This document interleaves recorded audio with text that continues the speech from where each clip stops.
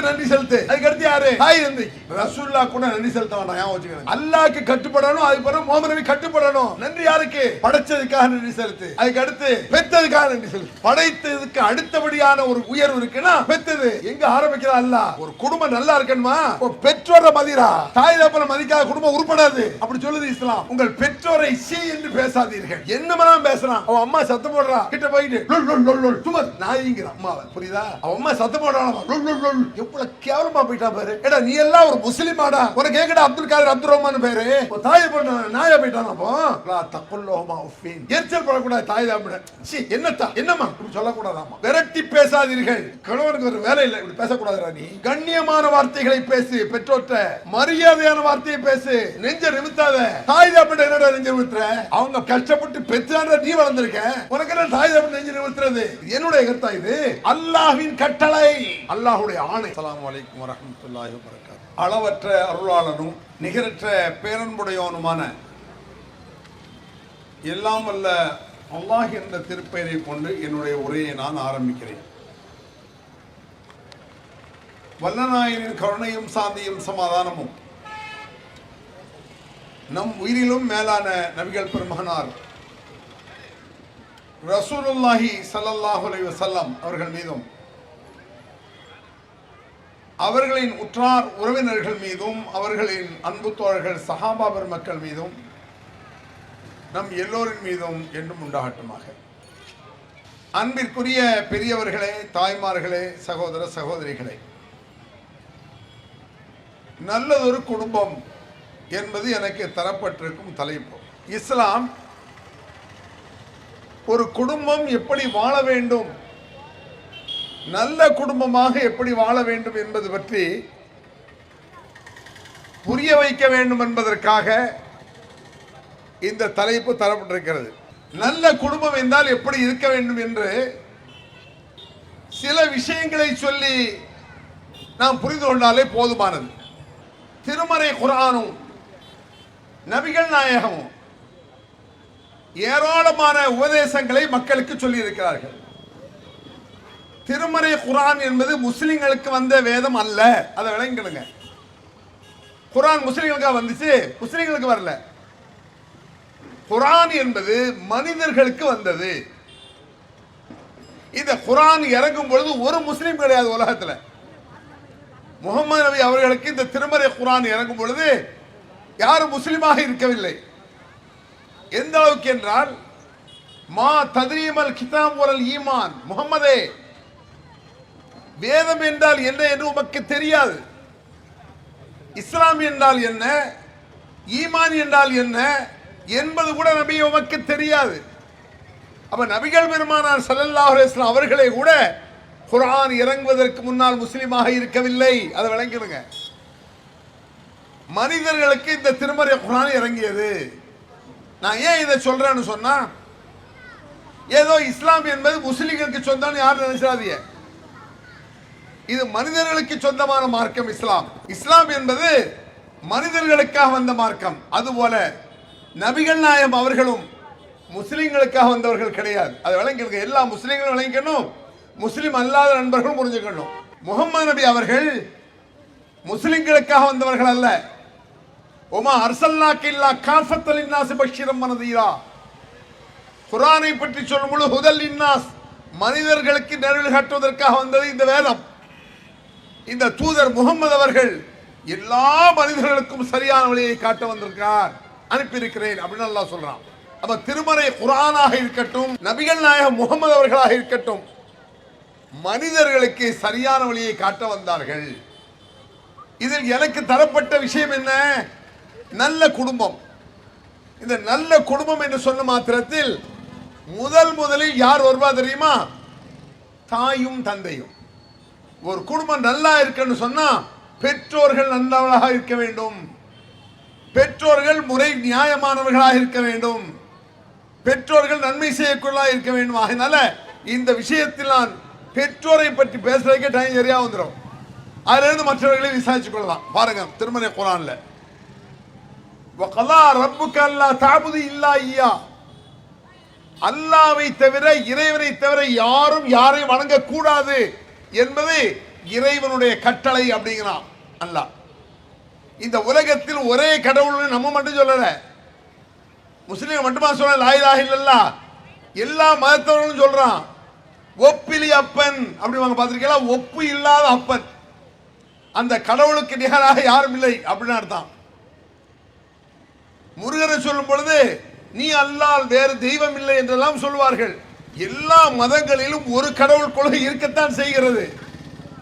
ஆனால் அதை ஆழமாக அழுத்தமாக சொல்லக்கூடிய மார்க்கம் இஸ்லாம்.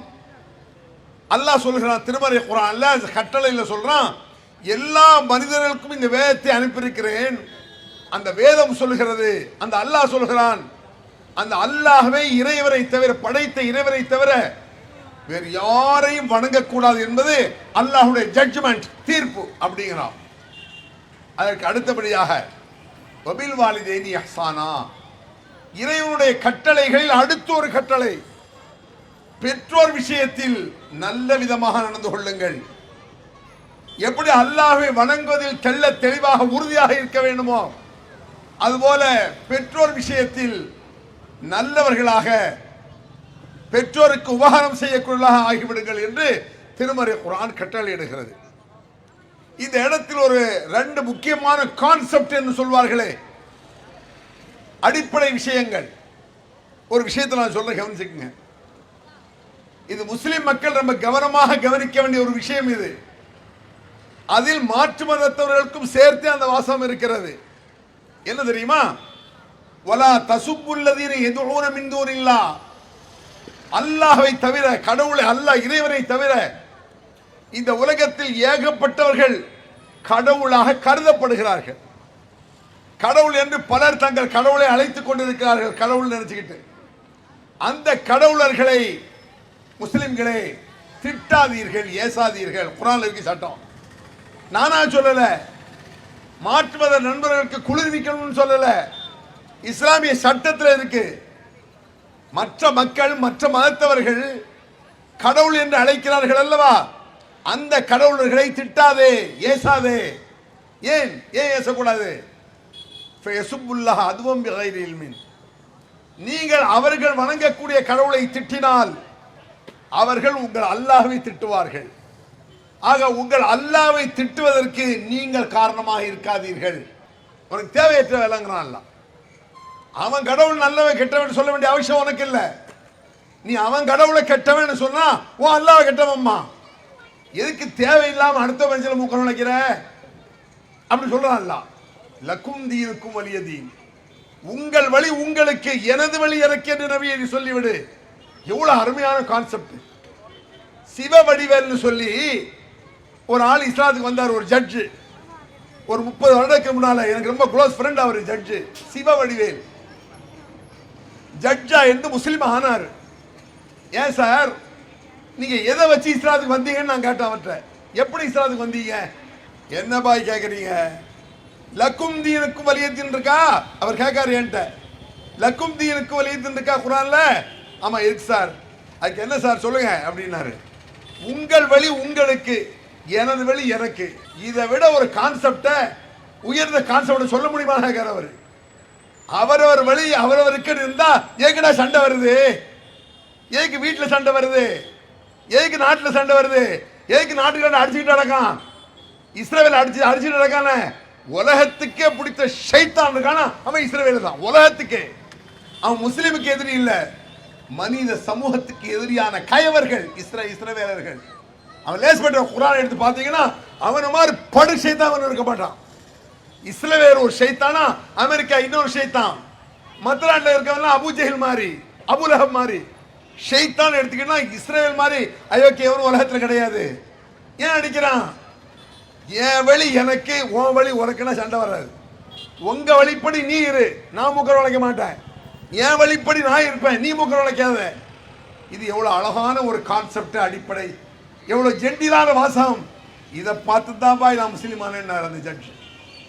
அவர் இஸ்லாத்தை மொத்த குர்ஆன் படிக்கலையா, பல விஷயம், ஒரு வார்த்தை அவரை கிளிக் ஆகிடுச்சு, அவரை சிந்திக்க வச்சிருச்சு. உங்கள் வழி உங்களுக்கு, எனது வழி எனக்கு என்று நபி சொல்லும். இந்த ஒரு முடிவில் எல்லாரும் வந்து பாருங்க, என் இஷ்டப்படி நான் வரேன், உன் இஷ்டப்படி போய்க்க. என்னுடைய வழிப்படி நான் இருக்கேன், ஓ வழிப்படி நீ இரு என்று சொன்னால் உலகத்தில் அக்கம் பக்கத்தில் கூட சண்டை வராது, சச்சரவுகள் வராது, வம்பு வராது. அதனாலதான் அல்லாஹ் குர்ஆன்ல சொல்றான், வலா தசுப்புல்லதீன யதுஊன மின் தூனில்லாஹ். அல்லாஹ்வை தவிர இந்த உலகத்தில் பலர் கடவுளாக அழைக்கப்படுகிறார்கள். அந்த கடவுளர்களை, அவர் அழைக்கக்கூடிய கடவுளர்களை நீங்கள் ஏச வேண்டாம், திட்ட வேண்டாம். அப்படி திட்டினால் அவர்கள் உங்கள் அல்லாஹ்வை திட்டுவார்கள். அப்புறம் என்ன ஆகும்? வெட்டிடி சாவ வேண்டியதான். வேற என்ன, வேற என்ன நடக்க போகுது உலகத்தில்? இதான் நடக்கும். இப்படி சொல்லுது இஸ்லாம். இந்த அடிப்படையில் இது ஒரு அழகான கான்செப்டா.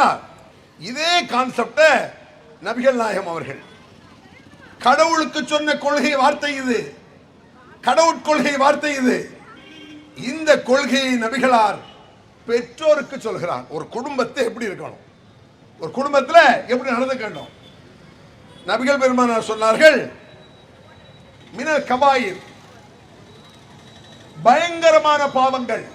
பயங்கர பாவம் தெரியல, வட்டி வாங்கிறது, விபச்சாரம் செய்யறது, ஷிர்க் வைக்கிறது, கொள்ளை அடிக்கிறது, கொலை செய்யறது, இப்படி பயங்கரமான பாவம் இருக்குல்ல, உச்சகட்டமான பாவம். பயங்கரமான பாவங்களில் உள்ளது என்ன? ஷத்முர் ரஜுலி வாலிதைஹி, ஒருவன் தன் பெற்றோரை திட்டுவது, ஏசுவது என்றார்கள். பயங்கரமான பாவத்தில் உள்ளது. கொள்ளை அடிக்கிற மாதிரி, கொலை செய்யற மாதிரி, விபச்சாரம் செய்யற மாதிரி மிகப்பெரிய பாவம் எது? ஷத்முர் ரஜுலி வாலிதைஹி, ஒருவன் அல்லது ஒருத்தி தன் பெற்றோரை திட்டுவது. தன் பெற்றோரை திட்டுவது யார்கிட்ட சொன்னாங்க? முஹம்மது ரசூலுல்லாஹ் தன்னுடைய சகாக்கள்கிட்ட, ஃப்ரெண்ட்ஸ்கிட்ட. இஸ்லாத்துல தலைவர் சிஷியர்லாம் கிடையாது. ரசூலுல்லாஹ் குரு, மற்றவர்களாம் சிஷியர், அப்படி சொல்லல. நான் முஹம்மது, நீங்கள்லாம் என்னுடைய நண்பர்கள் அப்படி சொல்றாங்க ரசூலுல்லாஹ். முஹம்மது அவர்கள் இறை தூதர் தான், அதுக்காக நீங்க என்ன இல்ல, சிஷியர்கள் இல்ல, ஃப்ரெண்ட் அப்படின்றாங்க ரசூலுல்லாஹ். தன்னுடைய நண்பர்களுக்கு சொன்னார்கள் நபிகள் நாயகம். தன்னுடைய நண்பர்களுக்கு சொன்னது உலகம் வழிமுறை எல்லா மனிதர்களுக்கும் பொதுவானது. என்ன சொன்னார்? ஷத்முர் ரஜுலி வாலிதைஹி, ஒருவன் தன் பெற்றோரை திட்டுவது என்றார்கள். உடனே சஹாக்கள், நண்பர்கள் கேட்டார்கள், வஹல்யஷ்முர் ரஜுலி வாலிதைஹி, அது எப்படி இறை தூதரே ஒருவன் தன் பெற்றோரை திட்டுவான்? இங்கதான் முக்கியமான ஒரு விஷயத்தை நீங்க விளங்கணும். அது எப்படி அத்தா அம்மா திட்டுவான், அப்பா அம்மாவை? அப்படி யாரு கேட்கிறா? சஹாக்கள், நண்பர்கள் கேட்டார்கள். ஏன் அப்படி கேட்காங்க? பெற்றோரை திட்டுவது என்பது அவர்கள் கற்பனைக்கு எட்டாத ஒரு விஷயம். அப்படிலாம் அவங்களுக்கு தோணாது. அரபியர்கள் இருக்காங்க இன்னைக்கு சவுதி, துபாயில அக்கிரமம் கடுமையா செய்வான், தாயை திட்ட மாட்டான். இன்னைக்கும் என்னமாதான் அநியாயம் பண்றாங்க, பெற்றோரை திட்ட மாட்டான். அது அன்றைய காலத்திலே அப்படி இருந்திருக்கு. தாய் தந்தை ஏசுறது, திட்டுறது, அலட்சியப்படுத்துறது, கேவலப்படுத்துறது அவன் வரவே வராது. அதனால சஹாக்கள் கேட்டார், வாலிதைஹி, அது எப்படி இறைவனின் தூதரே, அல்லாஹ்வின் தூதரே, தன் பெற்றோரை ஒருவன் திட்டுவான்? திட்டுவான் எப்படி? யசுப்பு அபாஹு ஃபயசுப்பு அபாஹு ஃபயசுப்பு உம்மஹு ஃபயசுப்பு உம்மஹு, ஒருவன் இன்னொருவனின் தந்தையை திட்டுகிறான், உடனே அவன் இவன் தந்தையை திட்டுவான். ஒருவன் இன்னொருவனின் தாயை திட்டுவான், உடனே அவன் இவன் தாயை திட்டுவான். திட்டுறானா? ஒருத்தன் போய் நீங்க சொல்லி பாருங்க, மொப்ப ஒரு முட்டாப்பை அப்படின்னுங்க, உங்க அப்பா முட்டாப்பைன்றான், நீ முட்டாப்பைன்னு சொல்ல மாட்டான். ஒருத்தன் போய் உங்க அம்மா ஒரு முட்டாள் சொல்ல, உங்களை முட்டாள் மாட்டான், உங்க அம்மா தான் முட்டாள், உங்க அப்பா தான் அப்படி சொல்லி போடுவான். உங்க அப்பா அயோக்கியன்னு சொன்னா உங்க அப்பா அயோக்கியம்மா, அப்படி வருதா? நீ அவன் அப்பனை திட்டான், அவன் அப்பனை திட்டான், அப்போ உன் அப்பனை திட்டுவதற்கு நீ தானே காரணம், அப்ப நீ தான் திட்டின. கடவுளுக்கு சொன்னாங்கல்ல, அல்லாஹ் சொன்னான்ல, பிற கடவுளர்களை திட்டினால் அவன் உன் கடவுளை திட்டுவான். ஆக நீ தான் அல்லாஹ் திட்ட ஆயிரும். திட்ட வைக்காத, அவனை திட்டி நீ அல்லாஹ்வை திட்ட வைக்காத. அதுபோல பிறருடைய பெற்றோரை திட்டினால் அவன் உடனே உன் பெற்றோரை திட்டுவான். இதை சொல்றா. அதுல சஹாக்கள் அது எப்படி ஒரு திட்டுவான்னு கேட்டாங்கல்ல, அதுக்கு சொன்னாங்க, நம்ம அப்படி கேட்போமா? அது எப்படி தாயை திட்டுவான்? திட்டுவான், அவரை தூக்கி போட்டு மிதிப்பானே சொல்லுவோமா? என்ன பேச்சு பேசுறான் தாய் அப்புறம்? தான் பெத்த தாய் தாப்பறேன், தான் பொண்டாட்டி பிள்ளைகளை வச்சுட்டு கிழட்டு போய் கிழவருக்கு வேற வேலை இல்லை, இந்த கிழடி சாவ வேண்டியது ஏகுத தான் தாப்பறேன், தான் பெத்த தாய தான் பிள்ளைகளை வச்ச பொண்டாட்டி. இல்லை நீ உன் பொண்டாட்டி பக்கத்தில் ஒரு தாயை வந்து கேட்டா உன் பொண்டாட்டி கூட உங்க அப்பா அம்மா மதிப்பா? நடக்கா இல்லையா? உலகத்தில் தன்னுடைய பெற்றோரை தான் பொண்டாட்டி பிள்ளை பக்கத்தில் வச்சுக்கிட்டு தான் அப்புறம் பிள்ளைய சொல்லணும், அத்தா அந்த கிழடு கூப்பிடுது பாட்டிய. இவன் தானே காரணம்.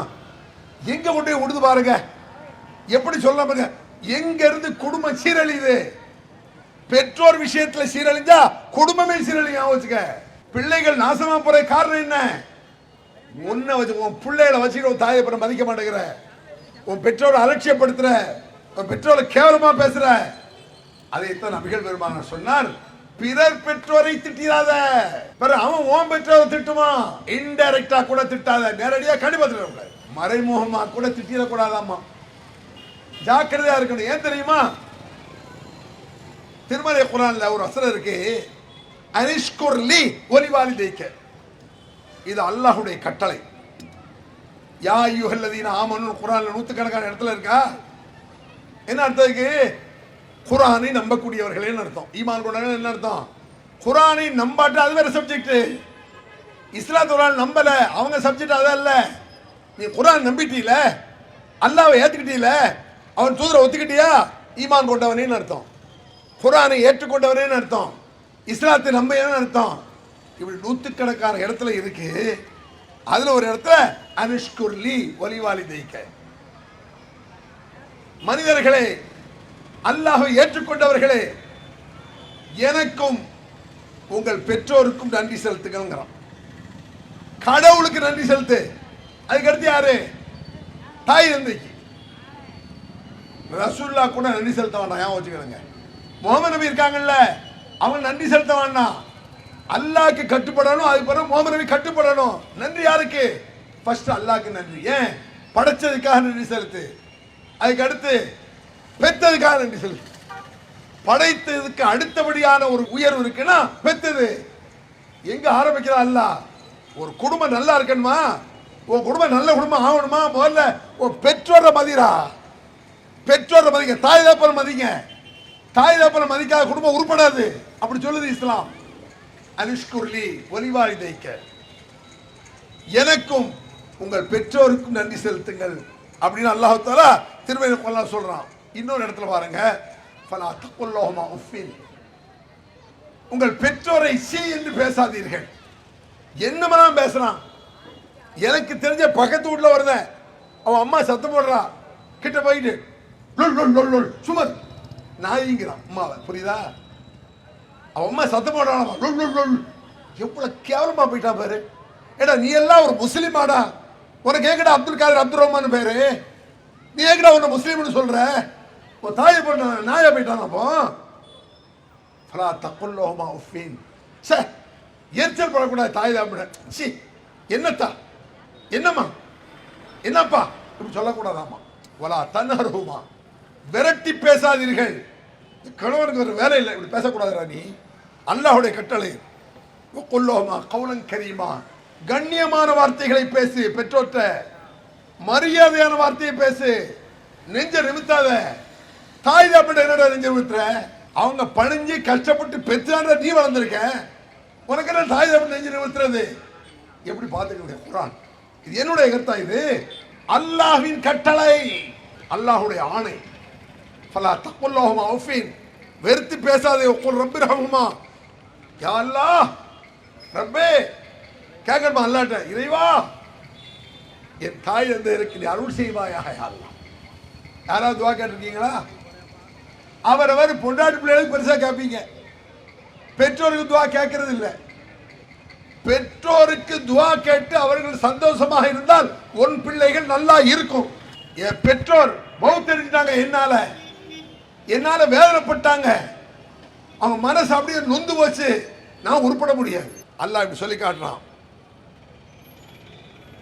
வஹ்பித் லஹுமா ஜனாஹ துல்லி மினர் ரஹ்மா வ ரப்பிர்ஹுமா கமா ரப்பயானி ஸகீரா. உன்னுடைய புஜத்தை பெற்றோர்களுக்கு நிமித்தி பேசாதே, தாழ்த்தி பேசு. என்னிடத்தில் கேள். அல்லாஹ்ட கேட்கணுமாமா? அவன் சொல்றான், என்கிட்ட கேளு. எப்படி கேட்கணும்? இறைவா என் பெற்றோருக்கு அருள் செய்வாயாக என்று கேளுங்கள். நபிகள் பெருமானார்ட்ட ஒரு சஹாபி கேட்கிறார், ஒரு ஃப்ரெண்டு, மனஹக்கு சுஹ்பா யா ரசூலல்லாஹ், நான் யாரிடத்தில் நேசமாக இருக்க வேண்டும்? இப்படி ஒரு கேள்வி கேட்கிறாங்க. பெருமாள் நேசம் பாசம் யார்கிட்ட இருப்போம்? மனைவி பக்கத்துல பெரிய பாசமா இருக்கும். தான் பிள்ளைகிட்ட ஒரு நேசமா இருப்பான், புள்ள மேல ரொம்ப பிரிய வச்சிருப்பான். யார்கிட்ட நேசமாக இருக்க வேண்டும்? உம்முக்க சும்மா உம்முக்க சும்மா உம்முக்க, உன் தாய் உன் தாய் உன் தாய் தான். 3 வாட்டி சொல்றாங்க சொல்லலாம். தாய் தாய் தாய், சும்மா அப்பாக்க, பிறகுதான் தந்தை. 3 ஸ்டேஜ் உம்மாக்கு தான். 75 மார்க் உம்மாக்கு, 25 மார்க் அப்பாக்கு, பாப்பாக்கு, அத்தாக்கு. நம்ம வழக்கத்தில் என்ன இருக்கு? பாப்பாவை மரியாதை பேசுவோம், அம்மாவை மரியாதை பேச மாட்டாங்க. நீங்களே பெண்களே எடுத்துக்கலாம். அத்தாவை வாங்கத்தா, இருங்கத்தா, சாப்பிடுங்கத்தா, அம்மாவை வாமா போமா இருமா. என்ன அத்தாவை மதிக்கணும், 3 மடங்கு கூட மதிக்கணும். நீங்களே உங்க அம்மாவை வாங்கம்மான்னு சொல்லலாம். என்னடா என்ன போய் வாங்கிற அம்மாக்கே சிரிப்பு வரும். அம்மாவை மதிக்க வேண்டும் என்பது தெரியவில்லை. அம்மாவை 3 மடங்கு, அத்தாவை 1 மடங்கு. அத்தாவை நல்லா மதிக்கணும், அதுக்கு மேல அம்மாவை மதிக்கணும். அம்மா அப்படி சொன்னாங்க ரசூல் ஸல்லல்லாஹு அலைஹி வஸல்லம். இன்னும் சொல்ல போனால் அஸ்மாங்கிறவங்க சொல்றாங்க, கதிமத் அலைய உம்மி யார் ரசூலல்லாஹ், என் தாய் என்ன தேடி வர்றாங்க. முஷ்ரிகத்துன், அவர்கள் சிலை வணக்கம் செய்பவர்கள். அந்த அம்மா முஸ்லீம் ஆயிட்டாங்க, அந்த அஸ்மாங்கிறவங்க முஸ்லீம் ஆயிட்டாங்க. அவங்க அம்மா முஸ்லீம் இல்லை. அந்த அஸ்மாங்கிறவங்க கேட்கிறாங்க ரசூலுல்லாஹ்ட்ட, என் தாய் ஒரு முஷ்ரிக், சிலை வணக்கம் செய்பவர், அவர் முஸ்லீம் இல்லை, என்னை தேடி வர்றாங்க. அப்ப அசிலு உம்மி, என் தாயை நான் இணைத்துக் கொள்ளலாமா, என் கூட வச்சுக்கிட்டா அப்படி கேட்கிறாங்க. முஸ்லீம் இல்ல அம்மா, மக முஸ்லீம், எங்க அம்மா சிலை வணக்கம் செய்யற ஆளு, என்னை தேடி வர்றாங்க. ஒரு முஸ்லீம், முஸ்லீம் அல்லாத இந்துவை அப்படி வச்சுருக்கேன். எங்க அம்மா இந்து, நான் முஸ்லீம் ஆயிட்டேன், எங்க அம்மாவை நான் சேர்த்து என் வீட்டில் வச்சுக்கலாமா அப்படி கேட்குது. ரசூலுல்லாஹ் சொல்ல, சிறிய உம்மக்கி, அம்மா வச்சுக்க, இது என்ன கேள்விங்கிற மாதிரி வச்சுக்க. உங்க அம்மாவுல உன்னை பெத்தாள் இல்லை, அவன் முஸ்லீம் இல்லைன்னா அவன் தாய் இல்லாமல் ஆயிருமா? சுலைமான் அலைஹிஸ்ஸலாத்து வஸ்ஸலாம் அவர்கள், சுலைமான் என்பவர் ஒரு இறை தூதர், சாலம் என்று சொல்லுவாங்கள கிறிஸ்தவர்கள். சுலைமான் அவர்கள் இறை தூதர்களில் இறைவனுடைய மாபெரும் அற்புதத்தை பெற்றவர்கள், பல அற்புதங்களை கண்டவர்கள். சுலைமான் அவர்கள் பைத்துல் முகத்தஸ் என்ற ஒரு பள்ளி கேள்விப்பட்டிருப்பீங்க. பைத்துல் முகத்தஸ்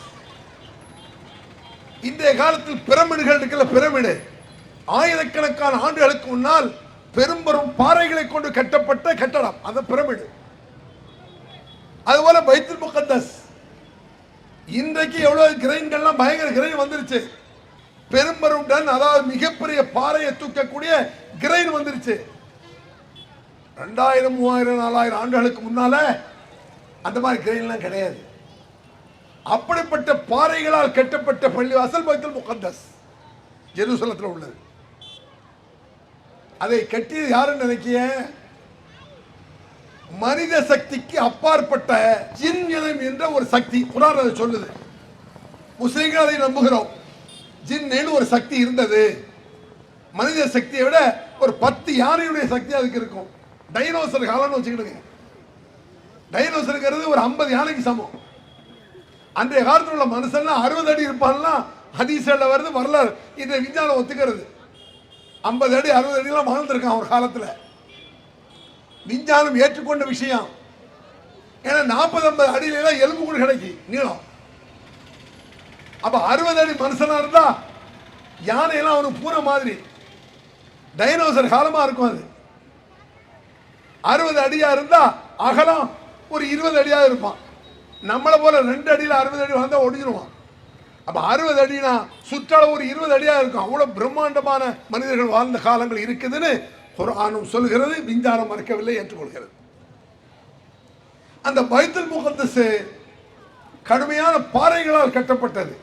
சுலைமான் அலைஹிஸ்ஸலாம், சுலைமான் நபி அவரை பொறுத்த அளவுக்கு ஜின்கள் போன்ற பெரும்பெரும் உயிரினங்களை எல்லாம் இறைவன் அவருக்கு கண்ட்ரோல்ல வச்சான், கட்டுப்படுத்தி கொடுத்தான்.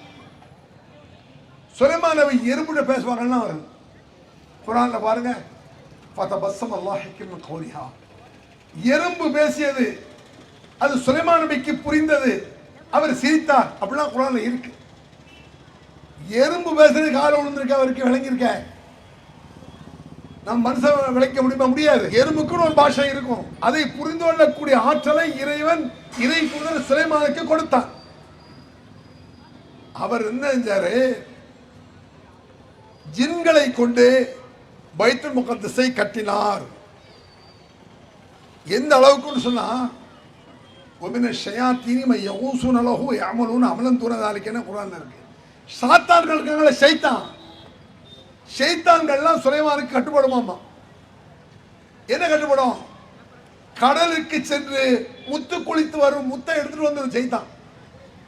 நம்ம எல்லாம் செய்தான் ஆட்டி படைப்பான். சுலைமான் நபி ஷைத்தான்கள் ஆட்டி படைச்சாரு. ஷைத்தான்கள் சுலைமான் நபி சொல்லை கேட்டது. சப்ஜெக்ட் அதல்ல. இப்ப நான் சொல்ல போறேன்.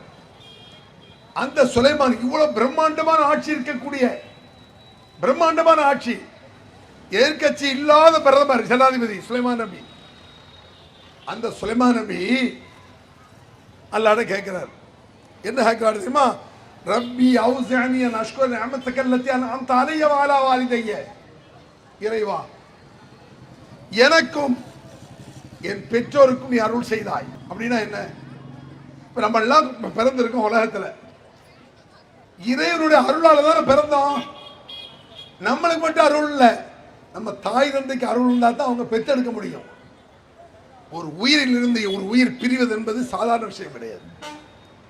உலகத்தில் மிக பிரம்மாண்டமான ஆச்சரியம் அதிசயம் சொன்னா கண்டதெல்லாம் சொல்றான். அடே, ஒவ்வொரு பெண்ணும் ஒரு குழந்தையை பெற்றெடுப்பதை விட அதிசயம் உலகத்தில் இல்லவே இல்லை. வச்சுக்கிடுங்க. உயிர்ல இருந்து உயிர் வெளியே வருதுங்க. கோடிக்கணக்கான உயிர்கள், ஒரு உயிர்ல இருந்து இன்னொரு உயிர் வெளியே வருது. தாயும் சேயும் நலம்னு சொல்றோமா? ரெண்டு உயிர் நல்லா இருக்கா? கற்பனை பண்ணி பாருங்க. எவ்வளவு ஆச்சரியமான ஒரு விஷயம் அது. அன்றாடம் நடக்கு, அதனால தெரியல. அன்றாடம் ஆயிரக்கணக்கான குழந்தை பிறக்குது, பெருசா நமக்கு தெரியல. மாபெரும் அற்புதம் அது.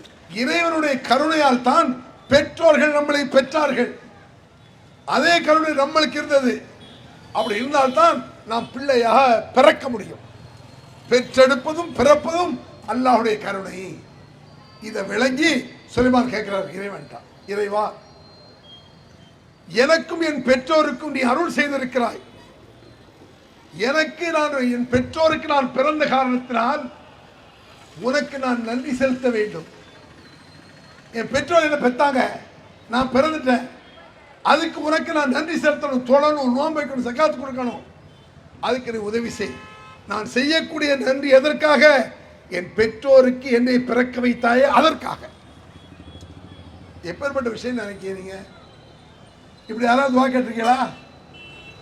நீங்க ஒத்தாப்பட்ட என்ன சொல்லுவீங்க? ஆமா, நீ மட்டும் பெருசா புள்ள பத்துட்டியா, எல்லாரும் உலகத்தில் பெக்கிறான் வளர்க்குறான், இப்படி சொல்லிட்டு போயிடுவோம். அடே, அவரவர் கஷ்டப்பட்டு, நீங்க குழந்தை வைக்கும்போது எவ்வளவு கஷ்டப்பட்டுருக்கீங்க அவரவருக்கு தெரியுது இல்ல? எவ்வளவு கஷ்டப்பட்டு ஒரு வளர்த்துற பிள்ளைன்னு சொல்றீங்கள. உங்க அம்மா அப்படி இல்லையா? உங்க அத்தா அப்படி கஷ்டப்பட்டு வளர்க்கலையா? நீங்க மட்டும் பெற்று இத்தனை அல்லாஹ் கேட்பது போல நான் சொல்றேன் உங்களுக்கு. இதை நான் மிரட்டுன்னு நினைக்காதீங்க. அல்லாஹ்வுடைய கட்டளை, என் பெற்றோருக்கு நீ செய்த அருளுக்காக உனக்கு நான் நன்றி செலுத்த வேண்டும் யா அல்லாஹ் என்று கேட்டார். அதுக்கு அடுத்து நான் ஏன் இதை சொல்றேன்னா, நல்ல குடும்பம் ஆவதற்கு நிறைய மேட்ரு இருக்கு. அதுல ஃபர்ஸ்ட் எது? பெற்றோரை மதிப்பது, பெற்றோரை கடமை செய்வது. சில பேர் செய்வாங்க, சொல்லுவாங்க, எங்க அம்மா என் அக்கா தங்கச்சி புள்ளனா தூக்கிட்டு கொஞ்சிரா, என் பிள்ளையில தூக்க மாட்டேக்கா. உன் பிள்ளைய தூக்காட்டா என்னடா? ஒன்ன தூக்கணும்ல, அதுக்கு நன்றி செய். உன் பிள்ளைய தூக்க வேண்டியதில்லவா? எங்க அம்மா இருக்கா, என்ன பெத்து வளர்த்தா, என் பிள்ளைய தூக்க வேண்டிய அவசியம் இருக்குல்ல. நம்ம பொண்டாட்டி தூண்டி விடும், ஏங்க அங்க பாருங்க உங்க அம்மாவை, உன் தங்கச்சி பிள்ளைய தூக்கிட்டு கொஞ்சிடாத, உனக்கு என்ன? உன் பிள்ளைய தூக்குறான், தூக்காட்டி என்ன? உன் பிள்ளைய வளர்க்க வேண்டிய அவசியம் உங்க அம்மா கிடையாது. அப்படி சொல்றது இஸ்லாம். அப்படிதான் பார்க்கணும். என்னை வளர்த்ததற்காக நான் நன்றி செய்கிறேன், அவ்வளவுதான். என் பிள்ளைய வளர்த்தா என்ன, வளர்க்காட்டி என்ன? அப்படி யோசிச்சாங்க இஸ்லாம். அப்படி உங்கள் பெற்றோருக்கு நீங்கள் கண்ணியத்தை கொடுத்து ஒழுங்கான முறையில் இருந்தால் உங்க பிள்ளைகள் நல்லா இருக்கும். உன் ஆம்பளை பிள்ளையா இருந்தால் நல்லா இருக்கும். உன் பொம்பளை பிள்ளை அவ மாமியார மதிக்கும், அவ மாமனார மதிக்கும். நான் ஏன் தாய் அப்புறம் ஒழுங்கா மதிச்சா என் புருஷனுடைய தாயை பண்ணி மதிப்பேன். என் தாயப்ப கரெக்டா மதிச்சேன்னு நான் நபி வழிப்படி என் புருஷனை பெத்தவன். நிறைய பொம்பளைகளுக்கு புருஷன் பிடிக்கும், புருஷனை பெத்தவன் பிடிக்காது. என்ன புத்தி இது? எத்தனை பெற்றது இருக்கு பாருங்க. இந்த சப்ஜெக்டை ஒரு இடத்துல ஜும்மாவில் பேசிட்டு கீழே இறங்குறேன். ஜும்மாவில் அங்கே ஒரு பொம்பளை சொல்லுது, அவன் புருஷனுக்கு கூட வர்றாரு. ஏற்கனவே என் புருஷன் அத்தா அம்மா தூக்கி ரொம்ப தூக்கி தலை வச்சாரு. இப்ப இது வேற இவர் இப்படி சொல்லிட்டாரு. நானும் சொல்றேன், இதை அல்லாஹ் சொல்றான். அல்லாஹ்வுடைய தூதர் சொன்னது என்னுடைய கருத்து அல்ல, இது என் சுய கருத்தா? இது உன்னை படைத்தவரின் கட்டளை. இது நபிகளா சொன்னார்கள், 3 பேர் குகையில மாட்டாங்கன்னு கேள்விப்பட்டீங்களா? கடந்த காலத்துல 3 பேர் மாட்டிக்குவாங்க பயங்கரமான ஆபத்துல. அப்படி வச்சுக்கிடுங்க. அதுல ஒரு ஆள் கடவுள்கிட்ட கை ஏத்துவார், துவா செய்வார், பிரார்த்தனை கேட்பார். அல்லாஹும்ம கானலி அபவானி ஷேகானி கபீரானி. இறைவா, வயது முதிர்ந்த என்னுடைய பெற்றோர்கள். அவர் அல்லாஹ்ட்ட கேட்கிறாரு. எப்படி துவா செய்தாரு பாருங்க. எத்தனையோ நன்மைகள் இருக்கு, அதை சொல்லுது அவரு. வயது முதிர்ந்த என்னுடைய பெற்றோர்கள், நான் வீட்டுக்கு வந்தா முதல்ல பெற்றோர்கள் சாப்பிட்டாங்களான்னு பார்ப்பேன். எங்க அப்பா அம்மா சாப்பிட்டாச்சா? அதுபடுதே மனைவி மக்கள்லாம் சாப்பிடுவோம். இதை நான் செய்தது இறைவா நீ சொன்னதால் தான், உனக்காகத்தான். முதல்ல எங்க அத்தா அம்மா, அதுபடுதே மனைவி மக்கள். ஆகவே இந்த மாதிரி பயங்கர கஷ்டத்திலிருந்து என்னை காப்பாற்று என்று கேட்டார். அந்த குகையில் மாட்டிக்கொண்டவர்கள் பாறை அகன்றது, அவர்கள் வெளியே வந்தார்கள். இந்த சம்பவம் எதை காட்டுது? உலகத்தில் ஒரு கஷ்டம் வந்தாலும் சரி, பெற்றோரை மதித்தால் கஷ்டம் நீங்கும். மர்ம அப்புறம் உங்களுக்கு கஷ்டம் வரக்கூடாது, உன் பிள்ளைகளுக்கு கஷ்டம் வரக்கூடாது. என்ன செய்யணும்? அத்தா அம்மாவை நீங்களும் மதிக்கணும், புருஷனும் மதிக்கணும், எல்லாரும் மதிக்கணும். பெற்றோரை மதித்தால், பெற்றோர் மனம் கொண்டால் எவ்வளவு பெரிய கஷ்டமாக இருந்தாலும் நீங்கிவிடும். பெற்றோர்கள் தப்பே செய்யட்டுமே, நீ செய்யல தப்பு, உன்னுடைய தப்பை எல்லாம் பெற்றோர்கள் மன்னிக்கல.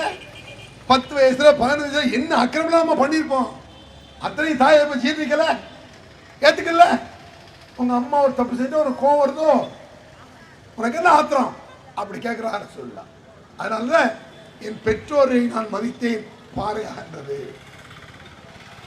சில பொம்பளையை கேட்கும், அப்போ எங்களை விட உங்க அத்தா அம்மா தான் உங்களை பெருசா? ஆமா. என்ன எழுதிது? ஆமா, எனக்கு அப்பா அம்மா தான் பெருசு, நாங்க அதுக்கு பிறகுதான். நபிகள் பெருமானார் சொன்னார்கள், அந்த மாலுக்கல் அபிக்கல் நாங்கள் சொல்லலாம் தெரியுமா? நீயும் உன் சொத்தும் உன் தந்தைக்கு சொந்தம். உன் சொத்து ஏன்டா 50 லட்சம் ரூபாய் சொத்து இருக்கு அப்படி வச்சுக்குவோம், நான் சம்பாதிச்சது. அந்த சொத்தை என் அப்பனுக்கு தான் சொல்லணும், எடுத்துக்கலாம். அந்த மாலுக்கல் அபிக்க, நீயும் உன் சொத்தும் உன் தந்தைக்கு சொந்தமானவர்கள். அதே சமயத்தில் அல் மர்அத்து ராயத்துனா பைத்தி ஜௌஜிஹா, ஒரு பெண் தன் கணவனின் சொத்தை பாதுகாக்க கடமைப்பட்டவள். ரெண்டு ரொம்ப வித்தியாசம் இருக்கு. ஒரு தகப்பன் மகன் சொத்தை எடுத்துக்கலாம், மவ சொத்தை எடுத்துக்கலாம். ஒரு பெண் தான் புருஷன் சொத்தை எடுக்க முடியாது, பாதுகாக்கணும், கேட்டுதான் எடுக்கணும். எப்படி? உதாரணமா நீங்க புருஷக்காரன் வீட்டுக்கு வர்றாரு, 2000 ரூபாய் பாக்கெட்ல இருந்துச்சு, 1000 ரூபாய் குறைஞ்சிருச்சு. 1000 ரூபாய் யார் எடுத்தா அப்படி கேட்காரு. அத்தாக்காரரு, நான் தப்பா எடுத்தேன், உங்களுக்கு ஏகித்தான் காசு, அதான் 3 வேளை திங்கிய இல்லை, இப்படி சொல்லாதவா இருக்குது இஸ்லாம். நீ யாரா அதை சொல்றதுக்கு? அவர் காசு எவ்வளவு திட்டு பண்ணி ஒரு 1000 ரூபாய் எடுத்து சாப்பிட்டு எடுத்துட்டா இதையாத்தான் எடுக்கிறிய, அதை 3 வேளை சாப்பிடலாம், இப்படி சொல்ல முடியாது. இங்க மனைவியா இருந்தா எடுக்கக்கூடாது, கேட்டுதான் எடுக்கணும். தாப்பை எடுத்துட்டு சொன்னா போதும், நான் தான் எடுத்தேன். இங்க உள்டாவா நடக்கும். 1000 ரூபாய் குறைஞ்சு வச்சு, யார் எடுத்தா? பொண்டாட்டிக்கிறேன், நான் தாங்க எடுத்தேன், நீலாம் எடுத்த, போதும் 1000 ரூபாய் வேணுமா பொண்டாட்டிட்டேன். என்ன அக்கிரமம்! அடே, மனைவி என்பவள் தம் சொத்தை பாதுகாக்க கடமை, தந்தை எப்பன் தன் சொத்தை எடுத்துக்கொள்ள உரிமை. அதே சமயத்தில் பொது விதி என்று ஒன்று இருக்கிறது, பொதுவான விதி.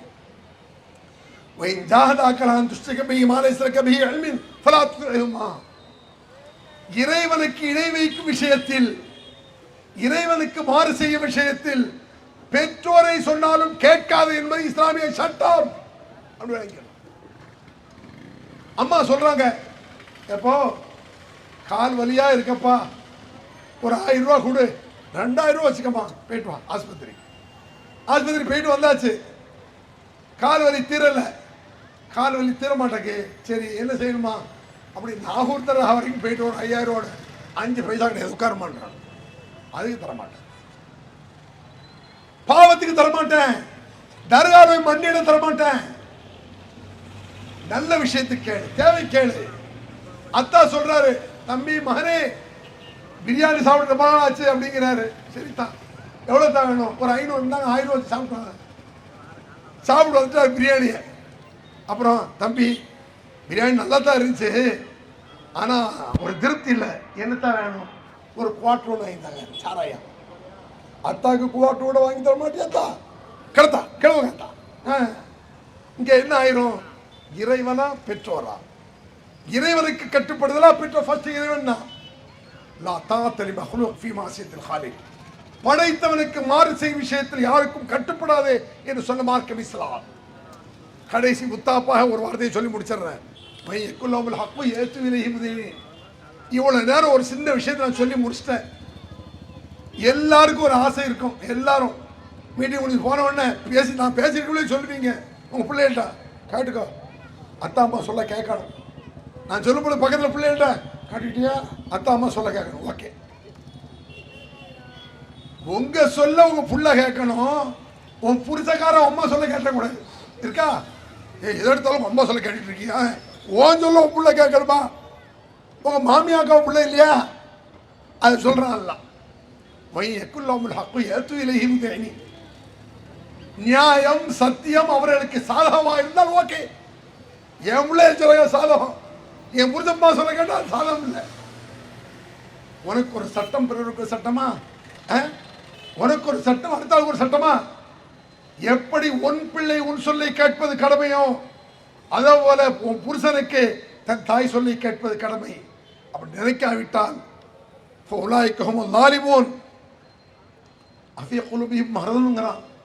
இந்த மாதிரி புத்தி உள்ளவர்களுக்கு உள்ளத்தில் நோய் இருக்கிறதுங்க. ஏண்டா நீ உன் புள்ள உன் சொல்ல கேட்க நினைக்கிய, அப்ப என்ன செய்ய தெரியுமா, நாளைக்கு உன் புருஷரே அத்தா சொல்ல கேட்கட்டா, ஏங்க உங்க அத்தா அம்மா சொல்ல கேளுங்க. முதல்ல சொல்றது என்னடி இப்படிப்பா, ஒரு 2 மணி நேரம் சொல்லுங்க, அப்படித்தான் வரும். அத்தா சொல்ல கேளுங்க, உங்க அம்மா சொல்ல கேளுங்க, உங்க பெற்றோர் சொல்ல கேட்டாதான் நம்ம பிள்ளைங்க நல்லா இருக்கும் அப்படி சொல்லு. அப்படி சொன்னாதே முஸ்லீம், அப்படின்னா ஒரு ஈமான் இருக்குன்னு அர்த்தம். இல்லை என்றால் அவர்களும் அயோக்கியர்கள். அதனால நாம் ஒரு சட்டத்தை ஏற்று நம் குடும்பம் நல்லா இருக்கன்னா ஃபர்ஸ்ட் கவனிக்க வேண்டியது இறைவன், அதுக்கு அடுத்தபடியாக நின்று செலுத்த வேண்டிய பெற்றோர் என்பதை மனதில் கொண்டு நாம் நம் பிள்ளைகளுக்கு மார்க்கத்தை சொல்லிக் கொடுத்து நாம் நம் பெற்றோரை மதித்தால் நம் பிள்ளைகள் நம்மை மதிக்கும். அந்த கான்செப்ட்ல வளர்ந்தோம்னா எல்லாத்தையும் பார்ப்பாங்க, எல்லாத்தையும் அண்ணன் தம்பி அக்கா தங்கச்சி மாமா மச்சான் பெற்றோர் விஷயத்தை கரெக்டா வந்தா அனைத்து குடும்பமே அழகாக ஆகிவிடும். அதுபோல ஒரு நல்ல குடும்பமாக அல்லாஹ் நம்மை ஆக்குவானா என்று சொல்லி முடிக்கிறேன். அல்ஹம்துலில்லாஹி ரப்பில் ஆலமீன். அல்லாஹு அக்பர், அல்லாஹு